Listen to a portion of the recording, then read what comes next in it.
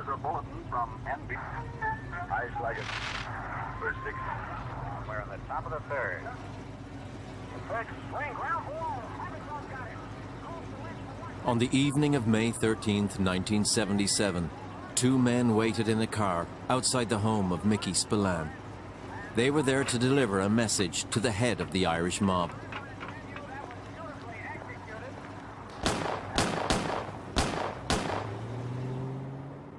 The death of Mickey Spillane marked the end of an era. The day of the gentleman gangster was over, and the reign of terror was about to begin.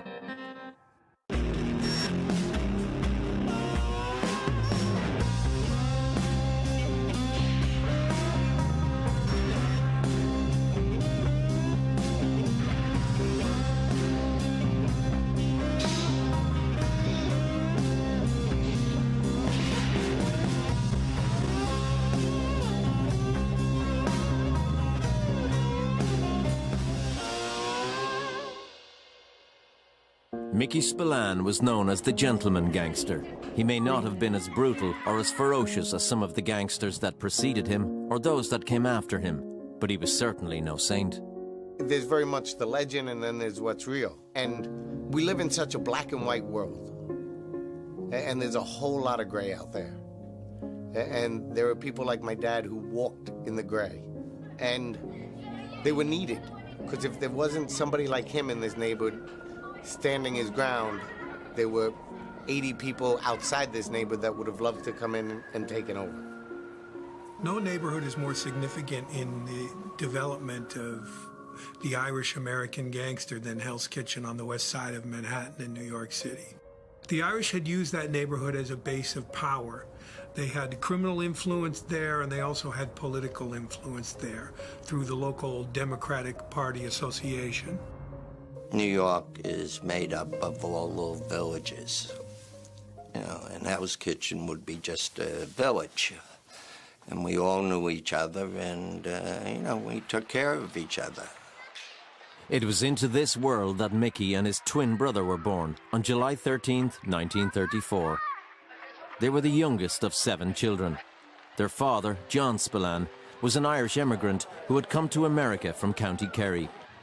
He settled in New York, and he raised a family, but he didn't live to see the twins grow up. His dad died when he was 9.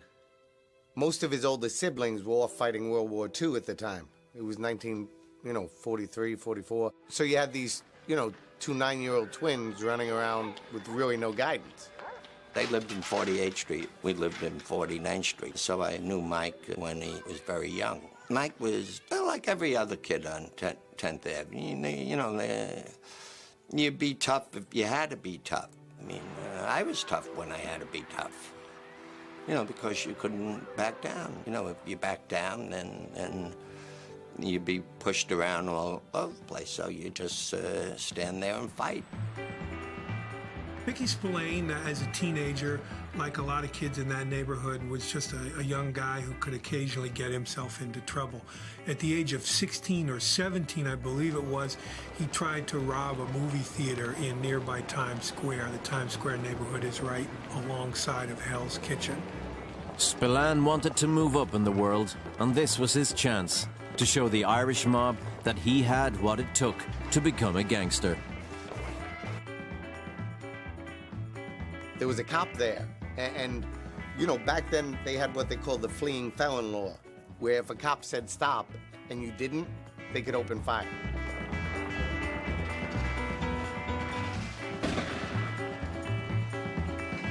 And he shot my dad in the back, and my dad fell underneath the marquee of a movie theater that read The Thief.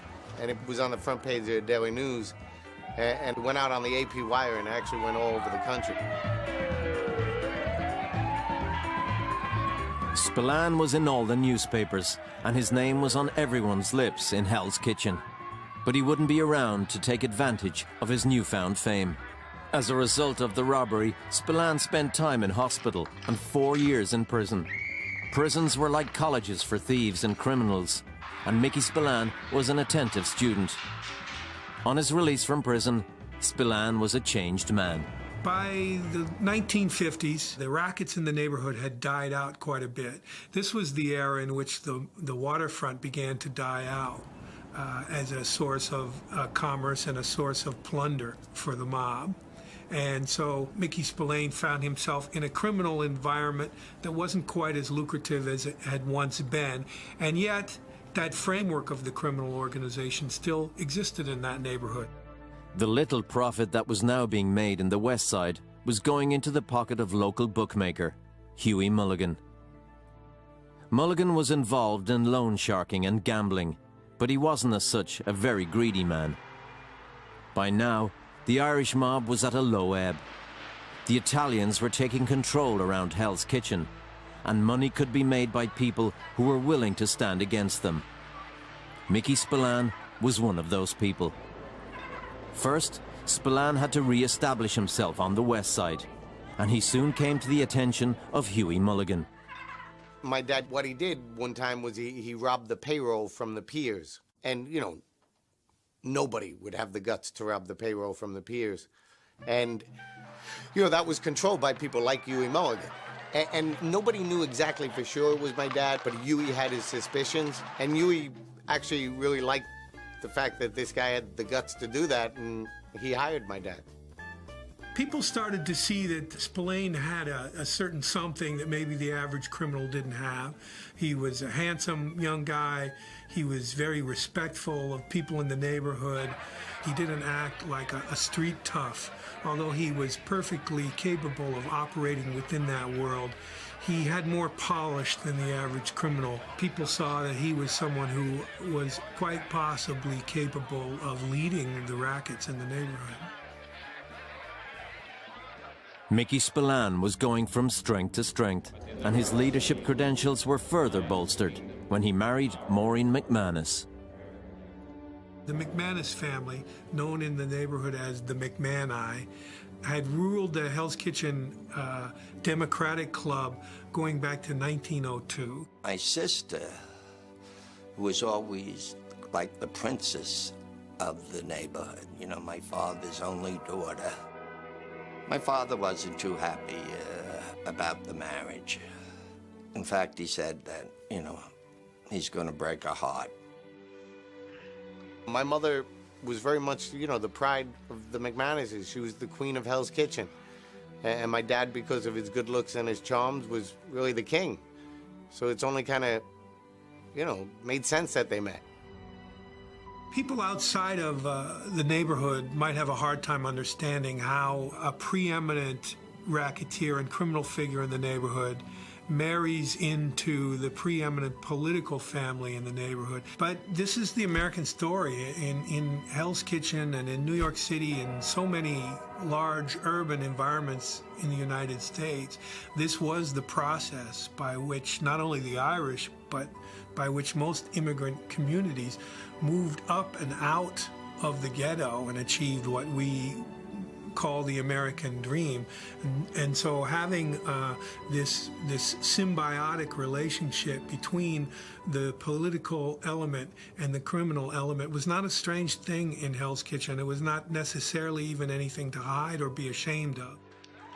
One of the old-timers told me that he actually went to my dad's wedding, and he was dancing, and he said to his date, he said, "You see that guy on the dance floor? He's a judge." And his girlfriend said, "How do you know?" And he said, "Because he sent me to jail." Now that he was a married man, Spillane promised his wife that he would leave the criminal life behind him. Well, when he married my sister, he promised Maureen that he would get out of all that and get a legitimate job. So he worked at construction for 3 or 4 months. As a wire lather, do you know what they do? They turn the wire. That's all they do all day long. They turn wire, clipping the metal rods together. Mike was no boob. You know, he was smart. You know, if he went another way in his life, which he didn't have an opportunity to, you know, he'd be CEO of some great corporation. Too bad if you had a criminal record, you know, you couldn't get a decent job anywhere. Before long, Mickey Spillane was back on the streets, and it wasn't long before he was running Hell's Kitchen. Spillane modelled himself on some of the old Irish bosses, like Manhatten. He was always well-dressed, cheerful when he was with people, and always helped the locals. I remember the feeling that, you know, everybody liked him. Everybody would come over to say hello. And, you know, through a child's mind, you know, you think, of course, that's my dad. Hindsight, I realized that, you know, most were coming over to ask for favors or, you know, just to say hello because of possible future favors. By the early 60s, Spillane had a gang of loyal followers that were headed by his good friend, Eddie Comiskey. It was a good time for the Irish in America. In Washington, John F. Kennedy was inaugurated into the White House. And in the west side of Manhattan, Mickey Spillane ruled from his own White House, the White House Bar, which he opened in 1960. But there was trouble looming for both men. You don't get to take over anything by being a nice guy all the time. You know, I think it's the reality of the world. You know, when you're in that business and you know, you're dealing with tough people, you have to be tough.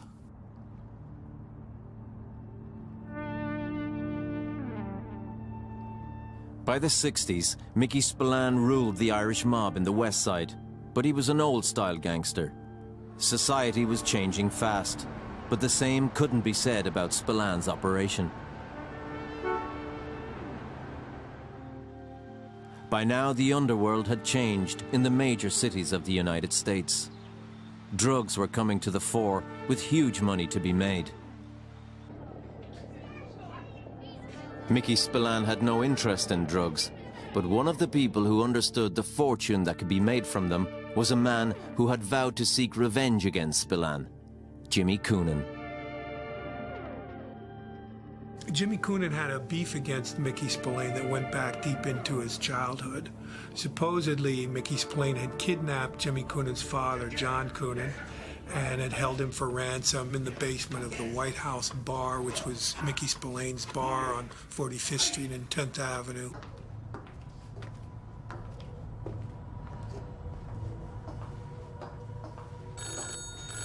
And in the course of holding John Coonan, supposedly they tied him to a chair and pistol whipped him, and John Coonan was eventually released. But the humiliation that John Coonan had experienced was passed along to Jimmy Coonan, and Jimmy Coonan held a grudge against Mickey Spillane that would become a motivating factor in Jimmy Coonan's attempts to challenge Mickey Spillane's authority in the neighborhood. The whole world was changing. The whole sense of community was being lost. And I think some of the younger guys that were coming up were very much involved in drugs. You know, there was a big economic decay here in New York City in the 70s. Everything was drying up, except for this drug trade. And you know, the people that were standing in the way of this movement were, you know, very much people like my dad. And I think my dad's way of life was becoming a dinosaur. And dinosaurs become extinct. By the mid-60s, Coonan had formed his own gang to rival Spillane's operation, and soon the two factions were involved in a war for control of Hell's Kitchen. There was violence, there was killings, there was shootings in the street, there was a kind of a violent intimidation that really engulfed the whole neighborhood. The young criminals, they were all hopped up, started shooting people. You know, where drugs hit, you had violence.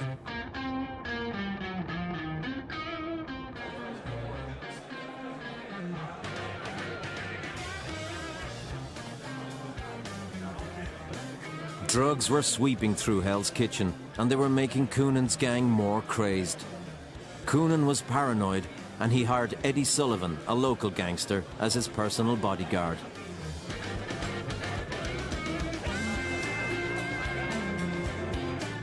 Coonan believed that Spillane had hired professional assassins to kill him and his followers. They thought that they saw two of these in the Pussycat Lounge on the east side of New York. But Jimmy Coonan was mistaken, and he would pay dearly for it. Coonan and his associate took these two men, drove them out of Manhattan into the neighborhood of Queens, stood them up against the wall in Queens, and shot them.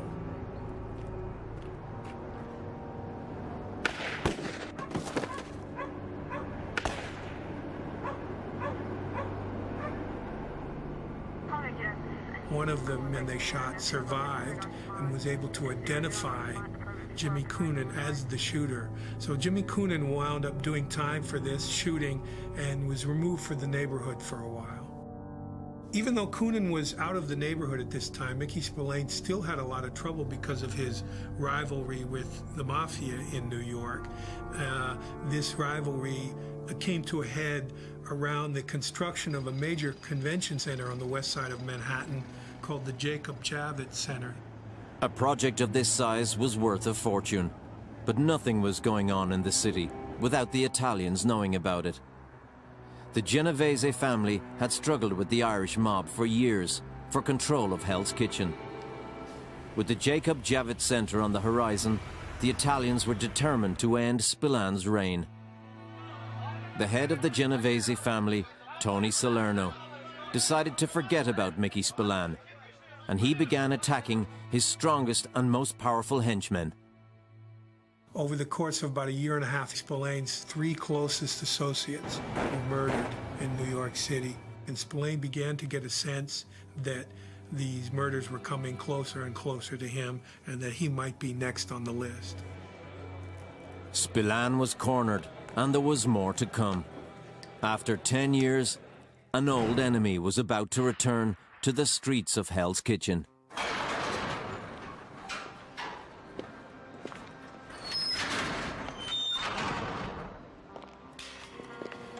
Jimmy Coonan comes back to the neighborhood in 1976 when he gets out of prison, and he picks up where he left off with his rivalry with Mickey Spillane. But since he's been out of the neighborhood now for a while, he has to begin to rebuild power. And so Jimmy Coonan begins to forge a relationship with a capo in the Gambino crime family by the name of Roy DeMeo.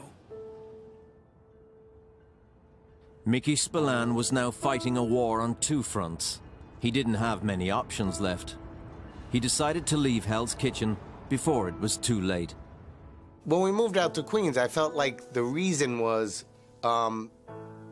it was a nicer apartment. The schools were nicer. The area was nicer. You know, I didn't find out until later, you know, the real reasons why we had moved out, which is because, you know, the walls, so to speak, were kind of closing in on my dad, and he really wanted to protect us and took us out there. That crowd, you know, they were threatening to kill Maureen and the kids, you know. And she got very sick. The fear she was constant under of possibly some nut going shooting her kids. And today she's still not well. You know, she on medication all her life, you know, because of fear. Hey, Tony, what's With Spillane gone from the west side, Jimmy Coonan was able to use his Italian contacts to take control, but he still wasn't happy. As Jimmy Coonan tells Roy DeMeo, you know, I can be boss of the neighborhood, but I'll never really be boss of the neighborhood as long as Mickey Spillane's still alive. Mike came to the club, but he wouldn't come into the club because he'd be afraid of being trapped. It wasn't this one, it was down 49th Street. And so I went outside and he said, Jim, I'm marked. He says, I can't find who's after me. He said, just see if you can help me find out. Let me sit down with them and we'll work something out. That was Mike, we'll work something out. For Spillane's enemies, the time for talking was over. And on May 13th, 1977, they moved against him. My brother and I were watching TV with him, and he had said that a friend was stopping by. So it was late at night, it was about 11 o'clock. And I was in the kitchen getting a glass of milk and the buzzer rang.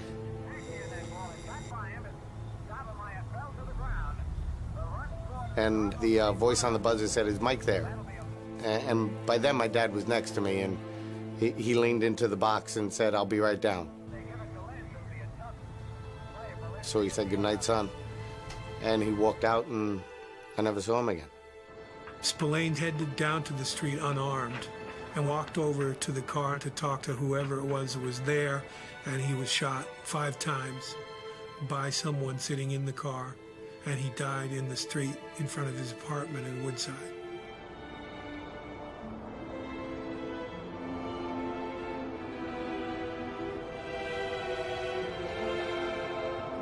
My sister had come home and said to my brother, who was still on the couch, somebody was killed in front of the building. And my brother said, "Dad left a half hour ago, said he'd be back in 5 minutes." So I think that that's when we knew that it was Dad. Mike was a good guy, overall. You know, none of us are angels. You know, he probably took care of more people in his lifetime than he hurt. The best way I can put this is my Uncle Jim, my dad, Huey Mulligan, Oni Madden, they did their job, and their job worked. And their job was to take the poor immigrant Irish, move them up to working class, move them up to middle class. When they got to middle class, they did what they were supposed to do, and they moved out. So what was left was a void and a handful of us that saw the end. The removal of Mickey Spillane ushered in a whole new era of organized crime on the west side of Manhattan. It also represented the passing of a certain type of cultural tradition, that type of a racketeer that was connected to the semi-legitimate spheres of influence in the neighborhood had now been removed. It was the death of a certain kind of criminal culture that had existed in the criminal underworld in New York City going back 100 years. The death of Mickey Spillane marked the end of an era. Now, Jimmy Coonan and his crew had complete control of the West Side in New York. A reign of terror was about to begin. The reign of the Westies.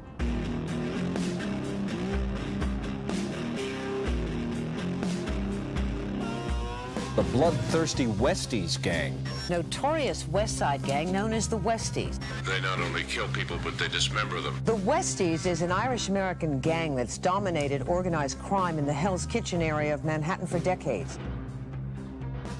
In New York in the 1980s, a crew of Irish gangsters emerged as one of the most feared gang of killers the city had ever seen. They were called the Westies, and were led by the wildest Westie of them all, Jimmy Coonan.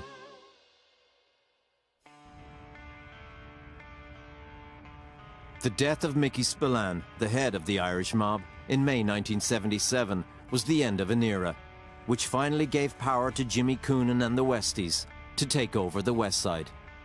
Mickey Spillane, always thought of as kind of a gentleman gangster in the neighborhood, had now been removed. And so now we're into a whole new generation of gangsterism on the west side of Manhattan, led by the likes of Jimmy Coonan. Jimmy Coonan was finally running things on the West Side, but it had taken him a long time to take over from Spillane. Their rivalry had begun 20 years earlier, when Jimmy Coonan was still a teenager in Hell's Kitchen. Coonan was unlike the other famous criminals who preceded him. His father was an accountant, and the family had a comfortable upbringing. But the Spillane-Coonan war went back years, when Spillane and his gang had badly beaten Coonan's father. Supposedly, Mickey Spillane had kidnapped Jimmy Coonan's father, John Coonan, and had held him for ransom. And Jimmy Coonan's deep resentment about the way that his father was treated by Mickey Spillane gave birth to what became known as the Coonan-Spillane Wars. At the height of the Coonan-Spillane Wars in the 1960s, Coonan was sent to prison for 10 years. Prison transformed Coonan into a tougher and smarter criminal, and he emerged back onto the streets, determined to take over the Hell's Kitchen rackets and have his revenge on Mickey Spillane.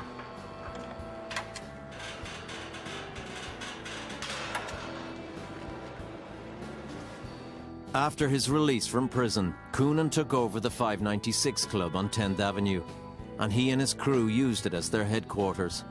Nearby was the White House Bar, which was Mickey Spillane's base.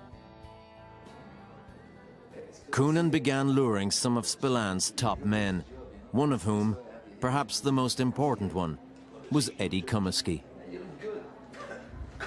Eddie Comiskey had a special talent that made him revered in the criminal underworld in the neighborhood, and that was that when he was in prison, he had trained to be a butcher. And he'd come back to the neighborhood, and he'd used this talent to make bodies disappear, to make murder victims disappear. He actually cut up the body, put the body parts in plastic bags, and dumped them in the East River. Jimmy Coonan saw the value in what Comiskey was able to do, in the sense that in the era before DNA, if you had no body, you had no criminal investigation. No corpus delicti, no investigation, is how Jimmy Coonan put it. Coonan and Comiskey cemented their relationship when they murdered a rival Hell's Kitchen gangster named Paddy Dugan. Comiskey and Coonan lure Paddy Dugan to a neighborhood apartment, and they shoot him and kill him. And so they have the various body parts that they need to dispose of. And what they do is they cross over a couple of rooftops to another building, and they're descending the stairwell of that building down to the 596 Club. As they're descending down the stairway, Jimmy Coonan's niece sees them with the various bags. She sees him holding one bag that looks like a basketball, but what it is Paddy Dugan's head in a plastic garbage bag. It was to the kitchen of the 596 Club that Coonan and Comiskey brought Paddy Dugan's body for disposal. The Irish mob under Coonan really became violent. In fact, more violent than the Italians did. We had one guy named Vito Arena who became an informant for us, and he told us how they would cut bodies up. He sat there in our office when he became an informant, and he would tell us how they would do it. He says the easiest part was the head. It was like snapping a pencil. Then he said the toughest thing was to cut through the grizzle in the elbow. We're sitting there eating lunch, and it was like everybody had to leave the room and throw up. One thing they did, when they killed somebody and they dismembered them, they cut their hands off and froze their hands. The frozen hands would prove to be very useful at a later date, when they would defrost them slightly and use their fingerprints to leave at the scene of a crime.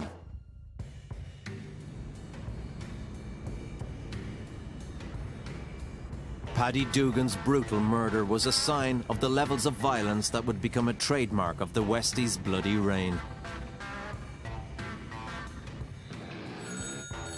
The violence was escalating, and nobody was safe on the streets of Hell's Kitchen. In 1977, Coonan got word that Eddie Comiskey had been gunned down in a bar on 10th Avenue. Coonan knew he needed somebody to watch his back, and he had the perfect candidate in mind. Francis Mickey Featherstone is another one of these Hell's Kitchen archetypes who really became kind of a larger-than-life figure in the lore of the neighborhood.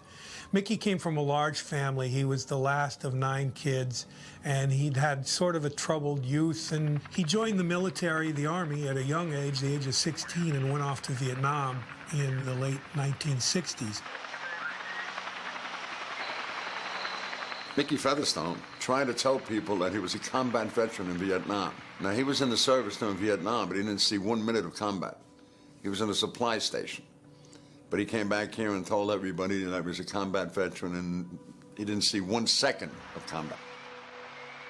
Although Featherstone saw little combat, he witnessed violence and slaughter all around him. On his return, he avoided life imprisonment a few times. According to his lawyers, Featherstone was of unsound mind.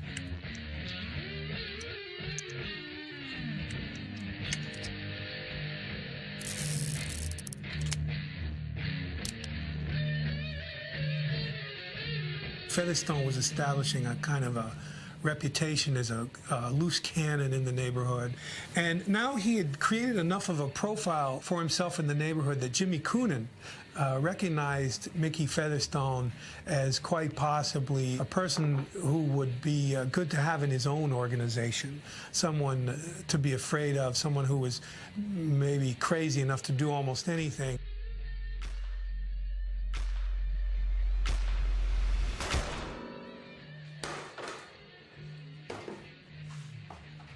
And so Coonan reached out to Mickey Featherstone and told him, look, if you're going to establish this kind of reputation for yourself, at least use it to your advantage, use it in some kind of beneficial way. And so Coonan takes Featherstone under his wing, and Mickey becomes Jimmy's right-hand man. They become the face of what would become known as the Westies in Hell's Kitchen.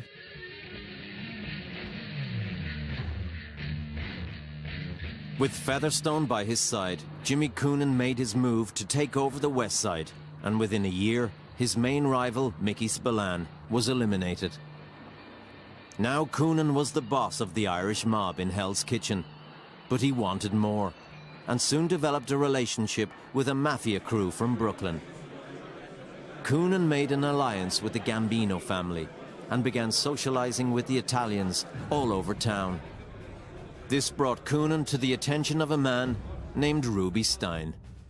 Ruby Stein was known as the loan shark to the stars, and he hired Jimmy Coonan as his muscle and was seen around town often with Jimmy Coonan at his side.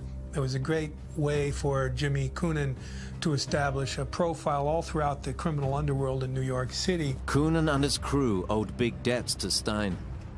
Coonan came up with the idea to eliminate Ruby Stein. It was an incredibly audacious act for a young, up-and-coming gangster in the city at that time. On May 5th, 1977, Jimmy Coonan brought Ruby Stein to the 596 Club, where his gang of Westies were waiting. One of the people that was there was a mafia capo associated with the Gambino crime family in Brooklyn. Coonan had selected the mafia hitman, Danny Grillo, to pull the trigger on the Stein killing. Jimmy was smart enough to include a faction of the Gambino family in the act itself. Now, not only had he removed Ruby Stein, but there were people within the Gambino family that would have a vested interest in protecting Coonan. And they each put a bullet into the already dead corpse of Ruby Stein. But this was an act of, number one, making everyone who was there an accomplice in the murder, but also it was a kind of an oath, a kind of act of loyalty, an act of solidarity in which Coonan and the gang members who were there at the time were saying, we're all in this together. The Westies' initiation was completed by Jimmy Coonan when he demonstrated how to dismember a corpse. Jimmy Coonan took the skill of dismemberment that he had learned from Eddie Kaminsky, and now he was going to initiate various members of the gang into the process of dismemberment.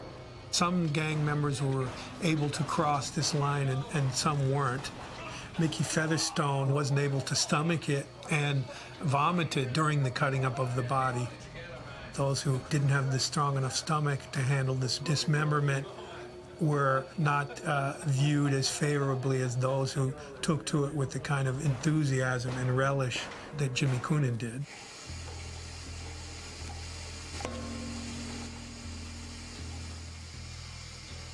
Mickey Featherstone had now seen how far Jimmy Coonan was prepared to go to increase his power and wealth.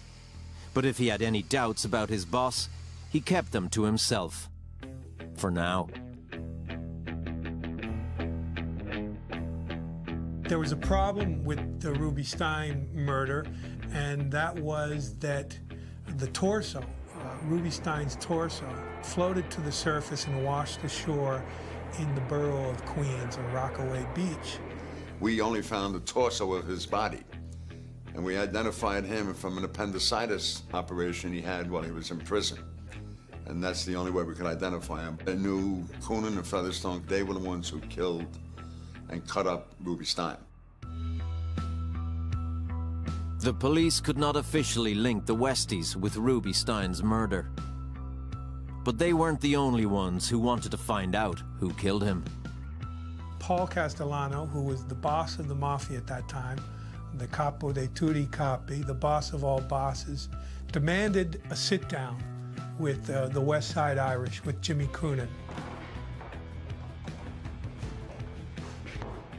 Coonan wasn't sure whether this was going to be the beginning of a beautiful relationship or if this was going to be the end of his life. So a group of the Westies were supposed to be on call, and if they didn't hear from Coonan by a certain designated time, that they were supposed to arrive in Brooklyn with guns ablaze and kill everybody in sight. That was the plan. Hey, man. Oh, what a shot. Fucking shot. Bitch. The appointed hour had come and gone, with no word from Coonan.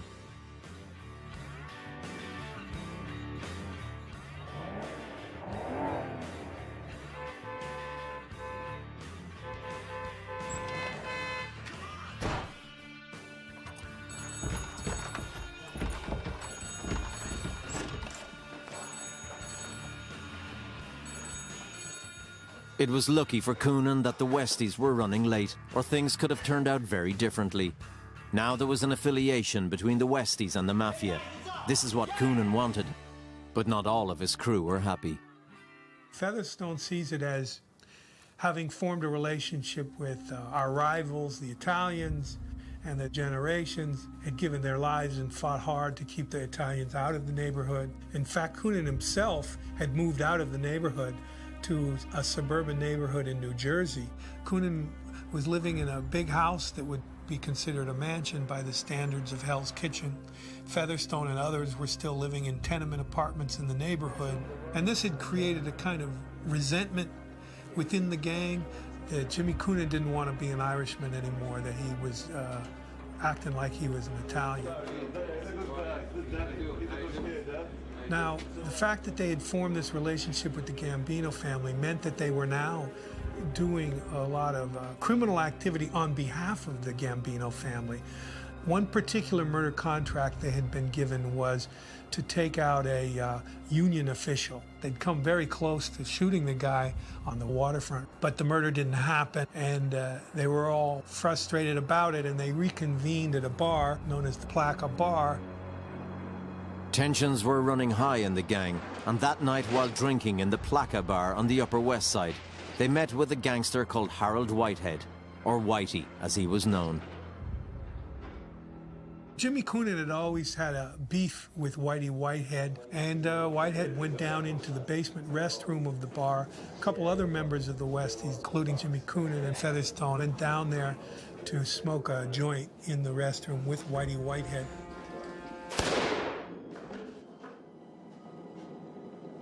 Well, this was an unusual murder for Jimmy Coonan because it was stupid. It had no business connection whatsoever. It was an impulsive act on his part. He pulled Whitey Whitehead's pants down and pulled his pockets out, trying to make it look like it was a robbery. And they fled, and they left his body there. And they'd left a lot of evidence relating to that shooting, and it began a process of investigation of Coonan and Featherstone that would take the upper echelon of the Westies off the scene for a few years. Although they weren't convicted of Whitehead's murder, Coonan and Featherstone spent 5 years in jail for gun possession. While they were in jail, things went on as normal on the outside, with Jimmy Coonan's wife Edna running the show. Jimmy Coonan's wife, Edna Coonan, was a tough customer herself.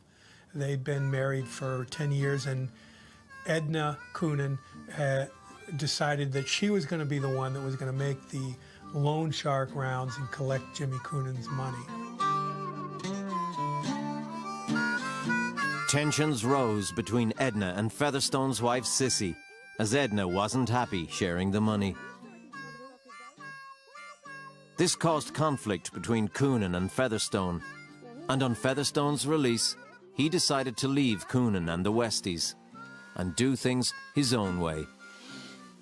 Mickey Featherstone had pretty much come to the conclusion that he wanted out. He wanted to try to have some kind of a legitimate life for himself and his wife, but the criminal underworld kept trying to pull him back in, and now he was back engaged in criminal activity in Hell's Kitchen.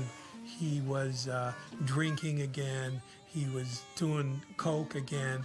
Here he was falling back into all his old ways, right back into criminal activity, and Mickey realized that he was never going to be clear of the neighborhood, really, as long as Jimmy Coonan was alive.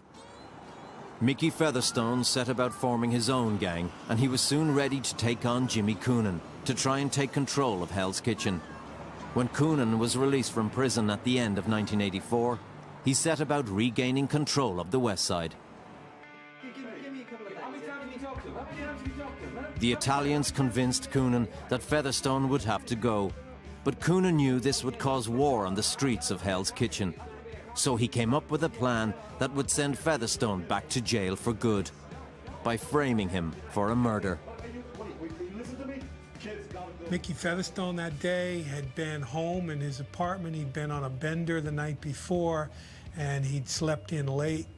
And when he came in that afternoon to where he was working in his Teamster's job, a bunch of cops surrounded him and he was arrested. And he was taken into the precinct and he was put in a lineup, and he was identified by witnesses who had seen the murder as the gunman, the person who had shot and killed Michael Hawley that day. Coonan's plan had worked perfectly. With Featherstone's bad reputation, nobody believed his alibi, and the authorities were quick to assume him guilty.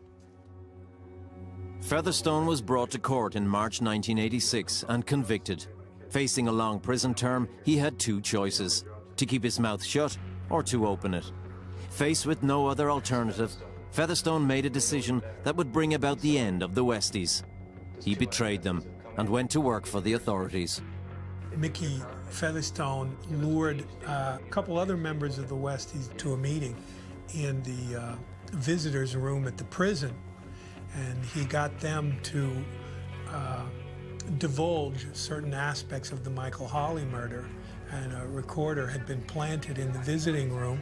And so these recordings became the foundation of Mickey Featherstone, number one, getting his murder conviction overturned, and number two, paved the way for what eventually became his testimony against the Westies at a major trial that took place in late 1988 in New York City.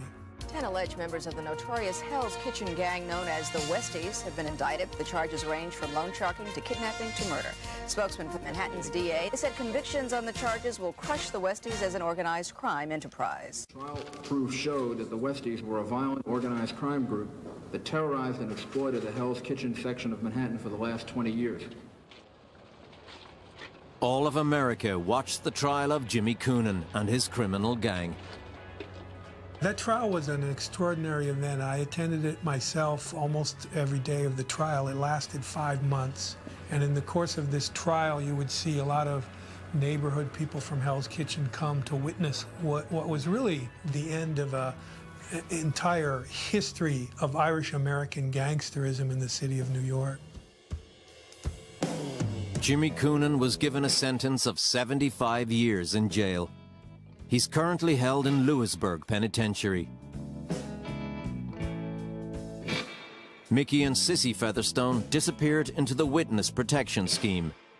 They're still living under assumed identities.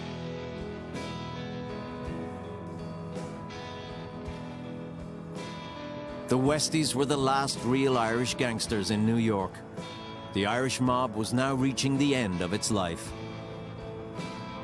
But it wasn't dead yet.